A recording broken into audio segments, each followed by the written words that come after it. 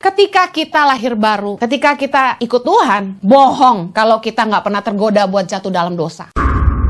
Kita walaupun belum sempurna, komitmennya harus sempurna.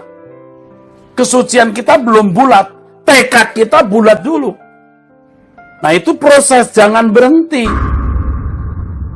Tapi kalau kekristenan yang sungguh-sungguh, dia sungguh anak Tuhan, dia bisa jatuh, sementara dia menyukai, tapi di sisi lain dia dan dia pengen lepas, tapi dia bisa jatuh lagi. Tapi itu menjadi suatu medan peperangan.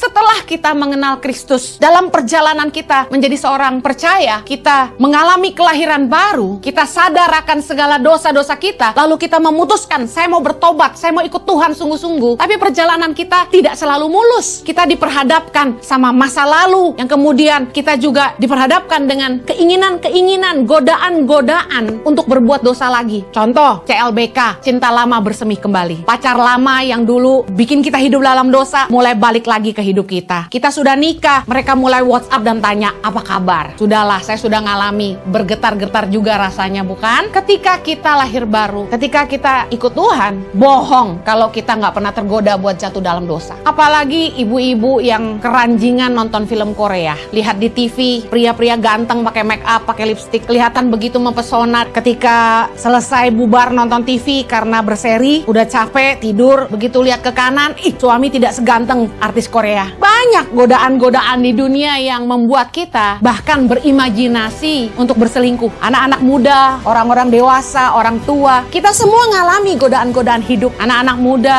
di dunia yang begitu bebas saat ini diperkenalkan dengan budaya-budaya asing, budaya luar negeri yang membuat kita memaklumi hubungan di luar nikah itu sah katanya. Kemudian meskipun belum menikah bisa tinggal bersama-sama katanya. Kemudian orang-orang dunia mulai meletakkan sebuah standar yang seolah-olah itu lumrah, padahal itu adalah dosa. Disinilah, di titik inilah dalam perjalanan iman kita mengikut Kristus, iman kita dan kasih kita kepada Tuhan mulai diuji. Apakah betul kita percaya kepada Tuhan? Apakah betul kita telah menyerahkan hidup kita sungguh-sungguh kepada Kristus? Dan apakah betul kita sungguh-sungguh mengasihi Tuhan? Saya ingin mengingatkan kepada kita semua, jangan menyia-nyiakan kasih karunia Allah. Orang dunia bilang jatuh bangun dalam dosa itu biasa. Bahkan bukan cuma orang dunia, orang percaya juga berkata, jatuh bangun dalam dosa itu biasa. Siapa yang nggak pernah berbuat dosa? Tidak ada seorang pun yang sempurna. Saya mau kasih tahu, jatuh bangun dalam dosa itu tidak biasa. Ada orang-orang yang berdoa, minta ampun sama Tuhan, tapi bikin dosa lagi. Yang lebih gawat gini, para pelayan Tuhan, hari Minggu habis melayani di gereja, bubar gereja bikin dosa. Kita harus mengerti bahwa jatuh bangun dalam dosa itu salah. Itu merupakan tindakan mempermainkan kasih karunia Allah. Ini orang yang jatuh bangun. Tentu tidak boleh cerita mana soal apa bagaimana ya. Apalagi temperamen saya keras begini ya. Kadang-kadang di mana-mana juga ribut sama orang dulu. Makanya sampai saya mengarang lagu Sabarnya Tuhan Menghadapiku itu. Ya, jatuh bangun. Tapi ada satu rahasia yang saya harus bagikan. Saya itu mengasihi Tuhan. Jadi kalau saya sudah salah, saya minta ampun. Lalu saya selalu berkomitmen. Aku mau hidup suci Tuhan. Aku tidak mau berbuat dosa lagi. Salah lagi dengan kesalahan yang sama. Saya minta ampun, saya bangkit lagi. Tuhan, aku mau hidup suci. Lama-lama saya bisa mengalahkan semua. Satu persatu. Itu kayak peperangan. Kalau kita kurang berdoa, nontonnya film terus, salah jatuh kita. Bergaulnya salah, jatuh kita. Jadi saya juga jatuh bangun dari lagu-lagu saya saja udah ketahuan itu. Ya, sabarnya Tuhan ya. Kalaku jatuh diangkatnya, dosa-dosaku diampuni, lukaku lembuti bebatnya, hingga pulih kembali. Dan banyak lagu-lagu saya menunjukkan bahwa itu lagu pertobatan. Nah, saya bersyukur saya lewat proses. Makanya saya kadang-kadang kalau lihat orang-orang yang tidak mau mulai dari muda berjuang, saya pesimis. Nanti kamu nggak akan bisa lewati. Dan saya sudah melihat orang-orang tua yang nggak usah tua deh, usia 45, 50. Udah lagaknya, udah ndak karu-karuan, nggak bisa dinasehati. Lewat masalah kecil setiap hari. Diproses.